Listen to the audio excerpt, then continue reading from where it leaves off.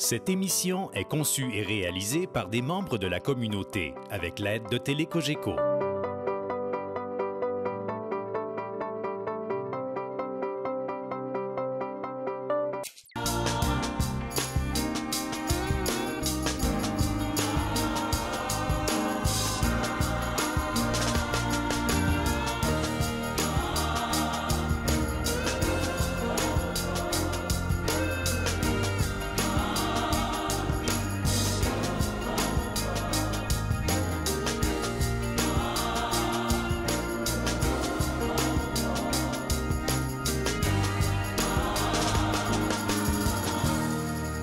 Bonjour et bienvenue à Signe d'aujourd'hui.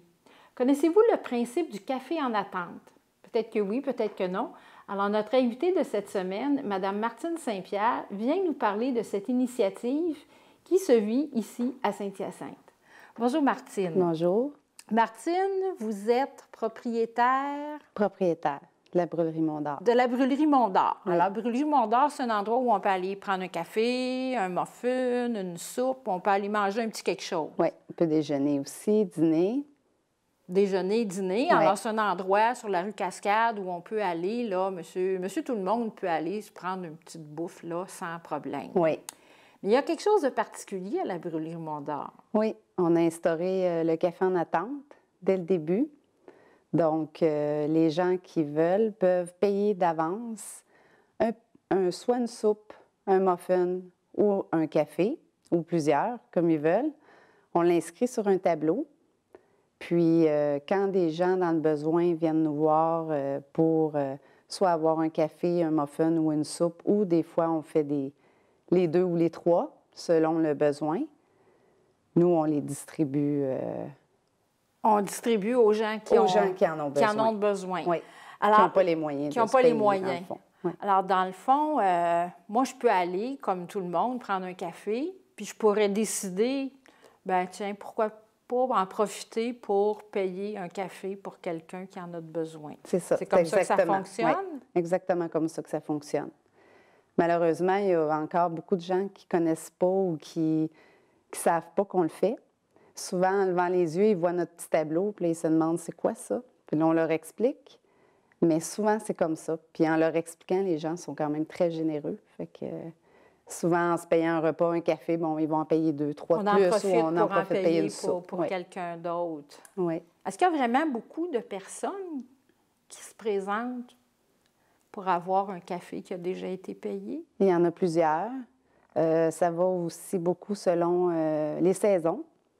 À ce temps-ci, à l'automne, hiver, printemps, on en a énormément. Puis souvent, malheureusement, on n'a pas assez en banque pour donner. Souvent, je prends l'initiative, je les donne quand même, parce que je trouve que c'est difficile de refuser à quelqu'un qui a... Quand on sait qu'ils en ont vraiment besoin, là, c'est difficile. Donc, dans ce temps-là, je prends l'initiative puis je le donne quand même.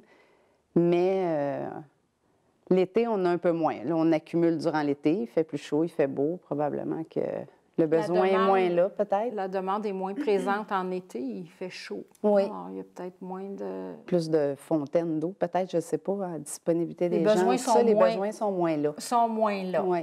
Dans le fond, qu'est-ce qui fait que Martine, elle a décidé, elle, qu'elle appliquait ce principe-là? Bien, j'ai toujours trouvé ça triste qu'il y avait des gens qui avaient faim. Pour toutes sortes de raisons, peu importe les raisons. On est chanceux, on ne manque jamais de rien. Puis... Donc, je cherchais un moyen, surtout en étant dans le milieu de la restauration. On est toujours dans l'alimentation. Il y a malheureusement un peu de gaspillage, fait que ça... On trouvait ça triste. Puis, j'avais entendu parler d'un principe en Europe, puis je l'ai même vu de mes yeux. Je trouvais ça tellement génial. Quand j'ai vu ça, je me suis informée, j'ai lu, voir comment ça fonctionnait. Puis, j'ai dit, il faut rentrer ça, il faut qu'on fasse ça. Fait qu'on a commencé comme ça à faire le café en attente. En attente. Ouais. Ça fait longtemps que c'est appliqué? De ce que je sais, ça fait une dizaine d'années en Europe. En Europe, ça fait une dizaine d'années que ce principe-là est établi, puis qu'il y a plusieurs endroits où on peut... Oui, des petits cafés, un peu comme nous autres, là, qui l'instaurent. La même chose, un petit tableau, la même chose qu'on fait. Les gens arrivent, paient des cafés, puis les gens qui en ont besoin, puis c'est pas discriminatoire parce qu'on n'a pas à le crier sur les toits, c'est vraiment juste... Ça se passe au comptoir, il n'y a personne qui le sait. Ça se passe C'est fait de simplement. façon discrète. Oui. Oui. Puis après, j'ai su qu'il y en avait à Montréal aussi. Mais à Saint-Hyacinthe, malheureusement, je suis la seule. J'aurais aimé qu'il y en ait qui emboîtent le pas, mais peut-être. Peut-être qu'en peut-être. entendant parler, c'est pas c'est un principe qui est bien appliqué en Europe, mais Oui. peu connu ici. Oui, en effet. Puis dans le fond, moi, je sais très souvent qu'il y a des gens qui vont, à l'occasion, nous interpeller sur la rue en disant j'aurais besoin d'aller prendre un café, pouvez-vous me donner de l'argent? Dans certaines paroisses, ça fait partie des demandes qu'on a à l'occasion, des gens qui se présentent en disant j'ai besoin de manger. On est toujours un petit peu embêtés de la façon dont on doit répondre. Oui. Alors, mais c'est un peu ça. En étant au centre-ville, j'étais beaucoup sollicitée. Veux pas, on se promène, on va faire des commissions, puis t'as-tu une pièce, t'as-tu 5 piastres, t'as-tu... Non, mais regarde, viens l'autre côté, je vais te payer un café. Ou viens, je vais te payer un muffin. Fait que donner de l'argent, on aime moins ça, parce qu'on ne sait pas à quoi ça va servir. Par contre, si tu as vraiment faim, regarde, je vais te payer un muffin, mais ça, on sait où ça va, puis on sait que c'est un besoin important, il faut manger. Donc, oui. Alors, ça. depuis que le principe est installé, est-ce qu'il y a des partenaires qui se sont manifestés? Est-ce qu'il y a des gens avec qui vous avez développé des liens qui permettent d'aider davantage les personnes qui en ont vraiment besoin? En fait, au début, c'était un petit peu chaotique. On n'avait pas de lien avec personne.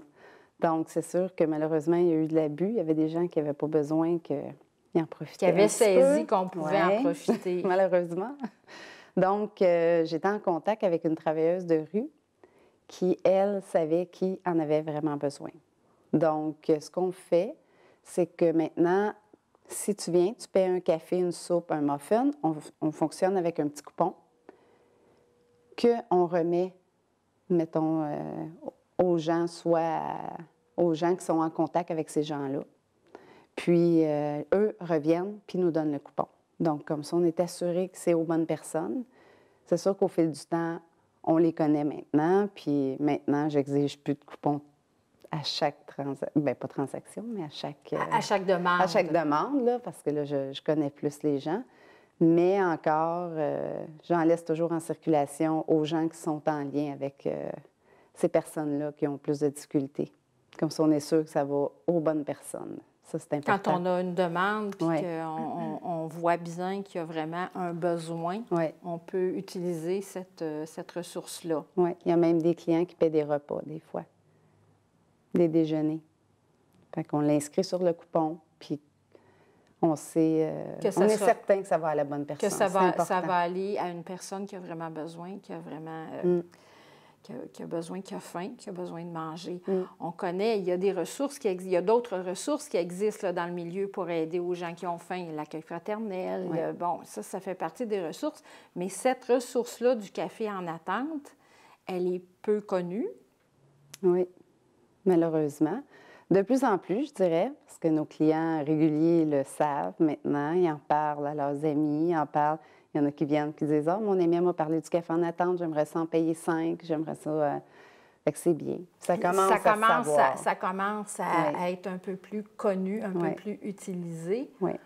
Alors, Martine, il y a des gens qui se présentent donc au café pour aller chercher un peu de nourriture. Oui. Est-ce qu'il y a autre chose qui joue que le fait d'aller chercher un café? On ne va pas juste chercher un café puis on repart. Là. Non, souvent, ils vont jaser un peu avec nous autres. Ils vont s'asseoir, ils vont regarder le journal. On a un foyer l'hiver, fait que se réchauffer. Ça leur fait beaucoup de bien de s'asseoir, boire le café au chaud, manger une soupe. C'est des choses réconfortantes. Puis c'est quand même, c'est chaleureux, c'est beau avec le foyer, tout ça. Les gens aiment ça. Ils en profitent. Je dirais les clients réguliers qui ont l'habitude d'aller pour manger, point. Est-ce que vous avez perçu qu'il y avait comme un malaise sur le fait qu'il y a un autre type de clientèle qui peut se retrouver là? C'est très rare. Très, très rare. Au contraire, les gens vont être, comment je dirais, pas contents, mais ils vont être accueillants, puis ils vont trouver ça beau. Puis c'est pas rare que j'ai des clients qui vont chercher quelqu'un qui est sur la rue, puis qui lui disent, surtout l'hiver quand il fait froid, « T'as-tu faim? Oui, viens avec moi. » Il l'assoit à une table. J'ai un client dernièrement qui était avec un jeune homme, puis il a payé un repas, il s'est assis avec, puis il a jasé. Fait que ça amène des belles, ça amène des belles rencontres, des belles échanges. complicités, des Ces échanges. gens-là ont besoin de parler aussi. Fait que ça amène ça aussi. Dans le fond, ce que je comprends, c'est votre idée première de trouver une manière de donner à manger à ceux qui ont faim. Vous avez réussi à mettre ça concrètement avec le café en attente, mais il y a comme une incidence sur les clients qui sont là. C'est ce qui est en train de se passer, là. Vous n'êtes pas la seule à porter cette préoccupation. Non, les gens réalisent que finalement, des fois, on s'imagine que tout est beau, tout est rose, mais quand on s'ouvre un petit peu les yeux, c'est ça. Mais ils se rendent compte qu'il y en a qui n'ont pas de sous pour se payer un café. C'est quand même... c'est important de voir ça autour, là. Il y en a beaucoup. Ça leur fait réaliser probablement plus. Il y a comme une espèce d'éveil, d'ouverture qui est en train de se passer. Alors, qu'est-ce qu'on peut suggérer là, aux gens qui nous écoutent? D'être généreux, de venir nous voir, puis de venir nous voir, ne serait-ce, c'est ça, pour payer des cafés, c'est 2,30 $, ça ne coûte pas une petite fortune, puis ça peut vraiment faire du bien. Ça leur fait du bien, ça réchauffe, puis... Bien, de dire, on peut venir faire un tour, aller prendre un café, premièrement, juste en même temps, aller s'asseoir puis prendre un petit café, puis regarder un peu. Moi, je suggérerais aux gens, allez-y, là, allez prendre un café, puis regardez donc un petit peu ce qui est en train de se passer autour. Oui. Regardez comment les choses vont. Vous n'êtes pas la seule à travailler au café. Il y a du personnel. Non, j'ai du personnel. J'ai Anna, Claudel, je ne voudrais pas en oublier, j'en ai plein. Mais comment le personnel réagit à cette façon de... Mais eux, ils adorent ça. Ils sont bien contents de le partager puis de le faire aussi. Là. Ça fait toujours du bien de donner. Il y a quelque chose de gratifiant quand on est capable de donner à quelqu'un qui a vraiment besoin. Oui. Je pense que ça les... Mais ils le disent d'ailleurs, là. C'est bien, oui. Est-ce qu'on est capable d'évaluer un ordre de grandeur? Combien de personnes? Parce que des fois, on s'imagine que des gens qui ont faim, il n'y en a peut-être pas tant que ça à Saint-Hyacinthe, là. Régulier, vite comme ça, là, régulier, peut-être une vingtaine par semaine là, qui passent. Là. Ça, c'est ce qu'on sait. Puis il y en a des nouveaux chaque semaine. Chaque semaine, il y en a des nouveaux. Il y en a qui partent. Il y en a qui reviennent, il y en a qui s'en vont à Montréal. Oups, ils reviennent, on les perd. Il y a des nouveaux. C'est dur d'évaluer, là, mais je dirais régulièrement une vingtaine par semaine. Vingtaine par semaine, c'est quand même assez élevé, en étant conscient que ça, ce sont ceux qui se présentent. Oui, et voilà. Parce qu'il y en a beaucoup qui ont besoin qui se présentent pas. Qui ne se présentent pas. Oui. Alors, le principe du café en attente, c'est un beau principe. C'est une belle initiative que vous avez. Puis je pense qu'on peut terminer en disant, vous savez que ça existe. Oui. Alors, de un, soyez généreux, allez de temps en temps prendre un café, puis prenez le temps d'en payer un. Puis peut-être d'être attentif autour de vous, sur la rue, quand vous voyez des gens qui ont besoin, peut-être leur faire connaître que c'est un endroit où ils peuvent aller prendre un café. Oui. Ou même des fois, près de nous, on a des gens, des fois, qui ont besoin puis qui n'ont pas les sous. Des fois, on peut... Ça peut être une situation des très fois, temporaire, mais qui fait mal aussi. Oui. C'est peut-être là qu'on a besoin. Alors, Martine, merci beaucoup. C'est un projet intéressant puis que les gens ont avantage à connaître. Alors, merci beaucoup pour cette belle initiative. Ça fait plaisir. Merci à vous d'avoir été des nôtres. Et si l'occasion se présente, allez donc prendre un petit café, puis profitez-en pour en payer à quelqu'un qui en a besoin. Merci d'avoir été des nôtres.